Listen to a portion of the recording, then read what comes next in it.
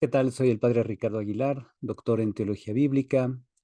Quiero compartirles hoy un comentario al Evangelio dominical, al Evangelio de este domingo 29 del tiempo ordinario del año 2023, que cae justo en el día de la Jornada Mundial de las Misiones. Voy a compartirles en pantalla los contenidos de la reflexión o, bueno, al comentario del día de hoy, que va a ser un comentario sobre todo de carácter exegético, donde vamos a tomar algunos elementos del texto original o de la versión del idioma original del griego, que es el idioma en que se escribió el Nuevo Testamento, para sacar todo el provecho teológico que encontramos en el pasaje. El texto en español corresponde al cierre del Evangelio de San Mateo, que dice así: En aquel tiempo, los 11 discípulos se fueron a Galilea y subieron al monte en el que Jesús los había citado. Al ver a Jesús, se postraron, aunque algunos titubeaban. Entonces Jesús se acercó a ellos y les dijo: Me ha sido dado todo poder en el cielo y en la tierra. Vayan pues y enseñen a todas las naciones, bautizándolas en el nombre del Padre y del Hijo y del Espíritu Santo, y enseñándolas a cumplir todo cuanto yo les he mandado. Sepan que yo estaré con ustedes todos los días hasta el fin del mundo. Ese es el pasaje que corresponde a este domingo. Y en el comentario vamos pues por partes, viendo cómo desde la parte inicial se hace un énfasis particular en el monte. Viene el texto en griego: hoiden de kamacetai, eporeucesan, eisten galileian, eisto oros. ¿Qué significa esto? Los 11 discípulos se fueron a Galilea, literalmente dice al monte. Aunque se sobreentiende que subieron al monte. Ahora bien, ¿qué es el monte para Mateo? El monte para el evangelista, autor de este pasaje, es el punto de encuentro entre el cielo y la tierra, el lugar donde Jesús suele tener o brindar las revelaciones más significativas de su vida. Suele ser lugar donde Dios se manifiesta, como fue en el Sinaí, donde Dios se manifestaba a Moisés. De hecho, sabemos los especialistas que la forma en que San Mateo presenta a Jesucristo es comparándolo en cierto modo con Moisés. Por eso algunos han dicho que en el Evangelio de San Mateo Jesús es como un nuevo Moisés. Ahora bien, dentro de el mismo Evangelio de Mateo, dentro de la misma obra o macrotexto, como se le suele decir también, tenemos que Jesús y el monte son dos términos que comúnmente Mateo pone en conexión. Vemos como en un monte Jesús se había manifestado como Hijo del Padre, según Mateo 17:1 en la escena de la transfiguración, y en este monte habla de sí mismo resaltando su unión con el Padre. Aquí, en este monte donde Jesús ha citado a los discípulos después de haber resucitado él. En un monte también el diablo le había ofrecido los reinos de la tierra. En las tentaciones que padece Jesús en el desierto, Mateo 4:8 al 10, viene ese pasaje. Y en este monte, en el de Galilea, Jesús resucitado afirma que es su Padre quien le ha dado toda potestad sobre el cosmos. En un monte Jesús había dado su primera enseñanza a la gente. El discurso del Sermón de la Montaña, que cubre los capítulos 5 al 7 de Mateo, se da precisamente en un monte. Ahora, en este monte, Jesús resucitado envía a sus discípulos a enseñar a las naciones.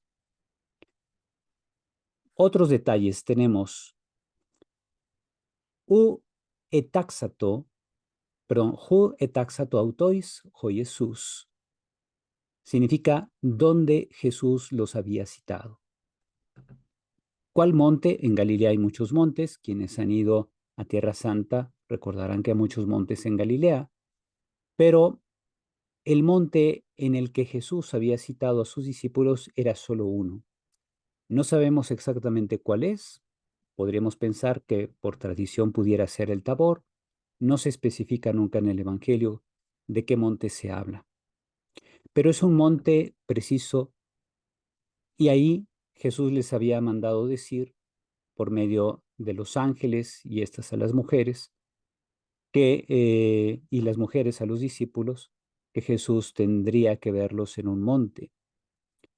Esta referencia alude a la obediencia de los discípulos al mensaje que las mujeres les transmitieron en Mateo 28, versículos 9 al 10. Ellas van al sepulcro, encuentran que un ángel les comunica esto, que tienen que ir precisamente a Galilea, al monte donde Jesús les ha citado, y por eso van en obediencia a la palabra, a la evangelización que viene de las mujeres. Así ellos acceden al encuentro con Jesús. Es por esta obediencia que la Iglesia encuentra su identidad y camino de fidelidad a la misión recibida, la misión que acabamos de escuchar en el Evangelio.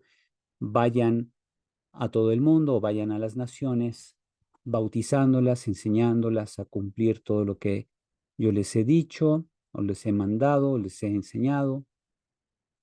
Tenemos pues que en la Biblia vemos continuamente cómo la humanidad ingresa por el camino de la salvación solo cuando escucha al Señor y ajusta su vida conforme a su palabra.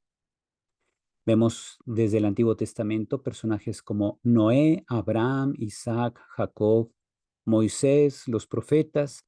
Todos ellos han sido hombres que escuchan la palabra. Ujú. Una vez que la escuchan, la interiorizan y la obedecen. Así también los discípulos logran tener un encuentro con Cristo resucitado gracias a que obedecen la palabra que les han transmitido las mujeres. Ahora bien, otra parte del texto nos dice, y habiéndolo visto, se arrodillaron, ¿verdad? O se postraron, pero algunos titubeaban. Ujú. Estas expresiones reflejan la complejidad de la iglesia. Está conformada por personas que reconocen al Señor y lo adoran. Son los que aquí al principio dice idontes, habiendo visto autón a él, prosequinesan, se postraron, en actitud de adoración, mientras que otros titubean, hoide edistasan. Vemos que unos han protegido y educado su fe, por eso reconocen al Señor como su Señor, se postran en adoración, mientras que otros no lo han hecho y tienen una fe débil. No obstante, Jesús es paciente con todos. Este pasaje nos muestra cómo Jesús no rechaza a aquellos que titubean, no les echa en cara su falta de fe, más bien comprende que no todos van progresando en la fe del mismo modo o al mismo ritmo, pues. Esto enseña a la iglesia a dar espacio en ella a todos los bautizados. Los débiles deberán ser objeto de la atención y la caridad de parte de quienes tienen una fe sólida, para que los impulsen y motiven a crecer en fidelidad al Señor.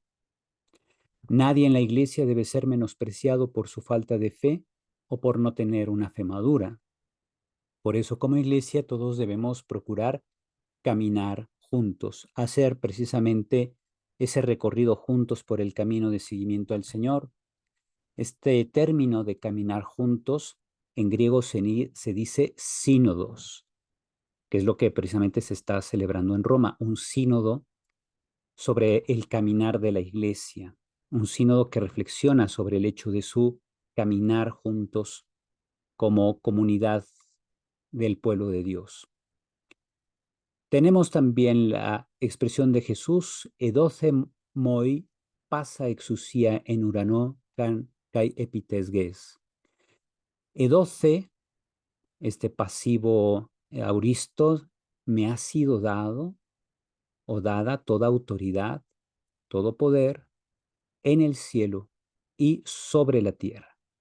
Es lo que dice literalmente el texto.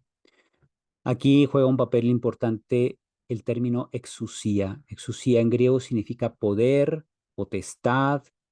Decíamos como el diablo al inicio del Evangelio, ahí en el capítulo 4, versículos 8 al 10, le ofrecía a Jesús los reinos de la tierra. Obviamente el diablo le mentía porque el diablo no tiene poder sobre los reinos de la tierra, tiene poder sobre el pecado que puede crear estructuras de poder corruptas que comúnmente se ven asociados al poder político, por ejemplo. Pero el poder que le ofrece el Padre al Hijo y que le entrega por medio de la resurrección, le ofrece todo poder, toda potestad, es un poder auténtico, es una potestad superior. Ajá. Ahora bien, dentro de la misma Biblia, vemos cómo Jesús tiene una potestad superior a la de Moisés y de los profetas, porque ellos tuvieron una potestad para regir al pueblo de Dios, en el caso de Moisés, presentarles una alianza, una ley, pero Moisés lo hizo porque Dios le dio los contenidos de la ley. Dios en el fondo es el legislador final de la ley de Moisés. Aunque le llamemos ley de Moisés, no fue ocurrencia de Moisés establecer esos principios. Vino de Dios la idea de establecer los principios y los contenidos mismos que llamamos mandamientos venían directamente de Dios. Los profetas recibieron también una autoridad, una legitimación de parte de Dios para anunciar al pueblo, por un lado, el proyecto de Dios y por otro lado, las denuncias sobre las injusticias sociales que cada profeta veía en su época. En cambio, Cristo, aquí ya resucitado, ha recibido una autoridad suprema porque tiene poder sobre la vida y la muerte. Ya no es un poder sobre ciertas normas de conducta o de fraternización, es más bien autoridad suprema sobre todo lo creado. Pero es una autoridad que Jesús desarrolla con amor. Es una potestad de servicio amoroso a toda su creación, en especial a nosotros los hombres que estamos creados a imagen y semejanza de Dios. La resurrección ha significado no solo la aprobación que el Padre da a todo lo que Jesús hizo y dijo en su ministerio, no es solo una reivindicación de su actividad, sino la exaltación de su persona, porque precisamente Jesús ha resucitado de entre los muertos, ha derrotado a la muerte y por tanto ahora tiene poder sobre la vida y la muerte. Con la resurrección, Cristo ha sido instituido Señor con poder. Esto lo vemos afirmado prácticamente en todos los libros del Nuevo Testamento. Después tenemos esta larga expresión del mandato apostólico.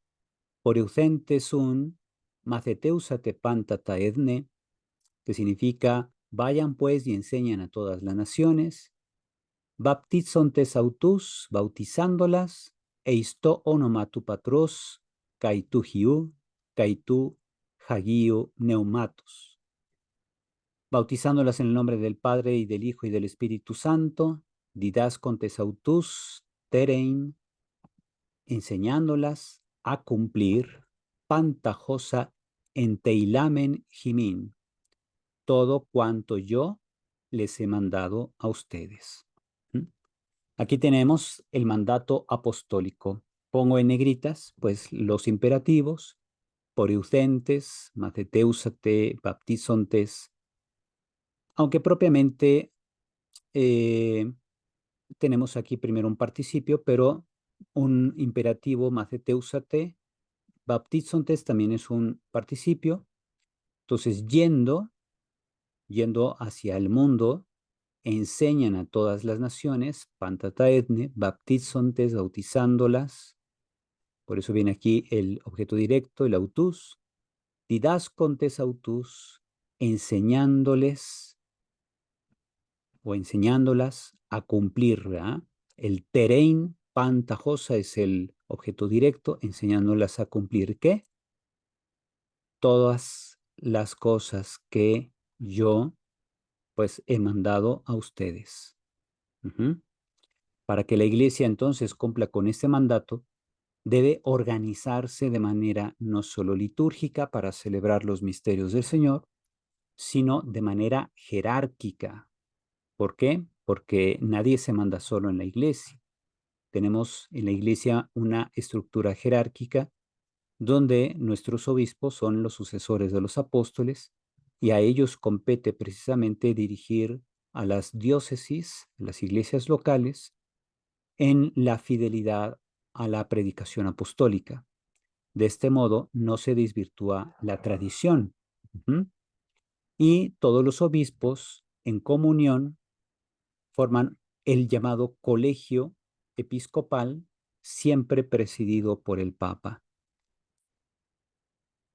Tenemos otros detalles. En el pasaje que hemos visto del cierre del Evangelio de San Mateo, se habla del monte en Galilea. ¿Por qué Galilea? Porque ahí comenzó todo.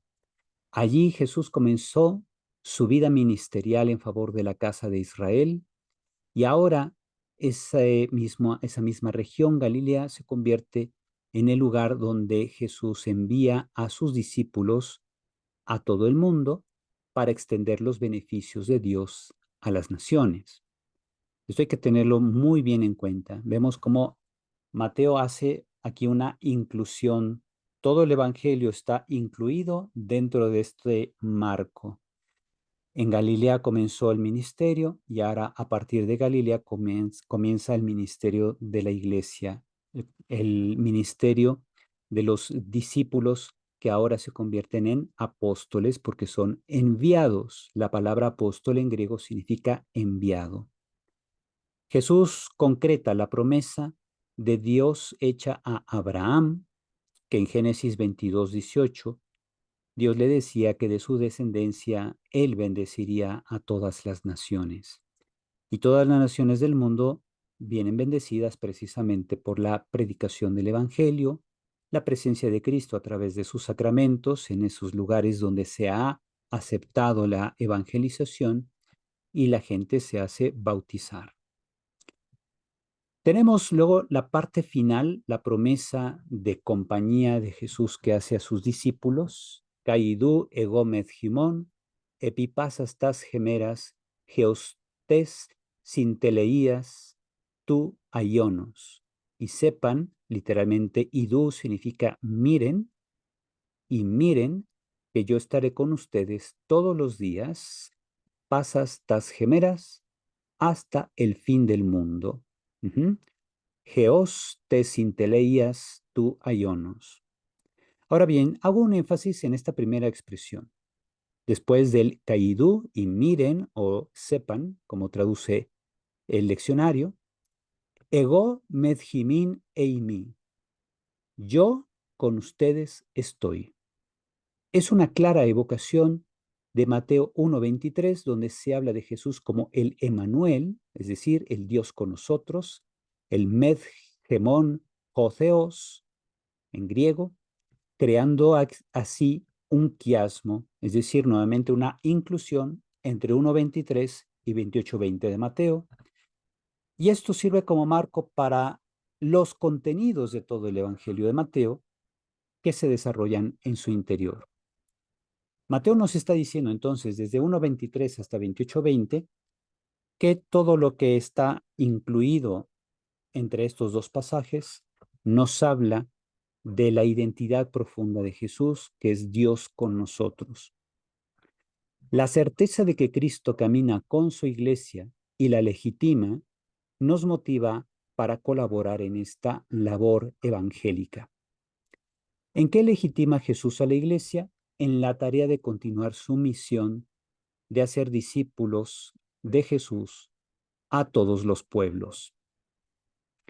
Hagamos, por tanto, lo que nos corresponde para colaborar en la obra de la salvación. Extendamos por el mundo el mensaje de Cristo y su presencia. No basta evangelizar, sino hacerlo presente, valiéndonos incluso de los recursos tecnológicos actuales, pero manteniendo absoluta fidelidad a la tradición apostólica.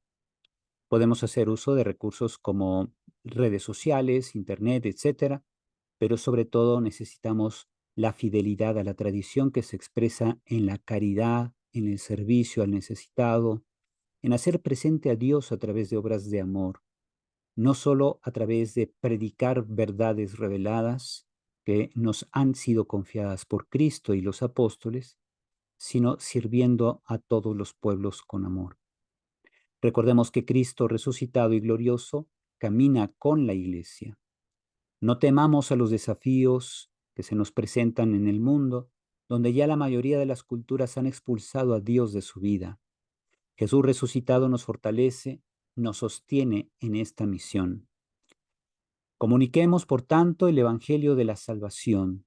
Trabajemos como iglesia, en comunión de ministerios, haciendo cada uno lo propio según sus talentos, carismas y estado de vida, es decir, cada quien actuando desde la vocación que ha recibido de Dios.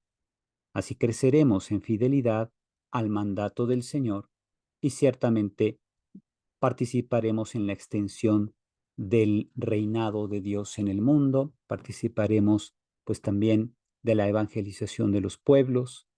Hoy que celebramos en este domingo la Jornada Mundial de las Misiones, recordemos que esto no es algo que se dirige solo a los misioneros o solo a los sacerdotes y monjitas y a los obispos, sino todos los bautizados tenemos parte en esta tarea, en esta misión de hacer discípulos de Jesús a todos los pueblos de la tierra. Procuremos continuamente nosotros renovarnos pastoralmente, renovarnos también en la vida de oración para ser siempre instrumentos vivos en las manos de Cristo y así lograr la extensión eficaz de la evangelización y del reino de Dios en la tierra. Si les ha gustado este video, pues yo les sugiero que se suscriban al canal porque cada domingo iré subiendo pues la meditación del Evangelio. De hecho, la subo desde el sábado, precisamente para que la gente pueda tener acceso a la meditación de la palabra de Dios y se preparen para sacarle mayor jugo a la misa dominical. Procuraré que en los comentarios pueda yo hacer algunas anotaciones como hice hoy, de a partir del texto griego, ir sacando precisamente todos los elementos, tanto gramaticales como teológicos, que es el comentario exegético precisamente, que ayuda a iluminar mejor la vida de los fieles. Espero que este servicio les guste y ya saben, pueden suscribirse al canal, activar la campanita de notificaciones para que cada vez que yo suba un video comentando un pasaje bíblico, YouTube les mande la notificación y ustedes puedan pues aprovechar estos momentos de encuentro con el Señor. Un comentario que ayude a crecer en fidelidad al Señor y a los hombres. La bendición de Dios Todopoderoso, Padre, Hijo y Espíritu Santo, descienda sobre ustedes y permanezca para siempre. Amén. Dios los bendice, que tengan un feliz domingo y hasta pronto.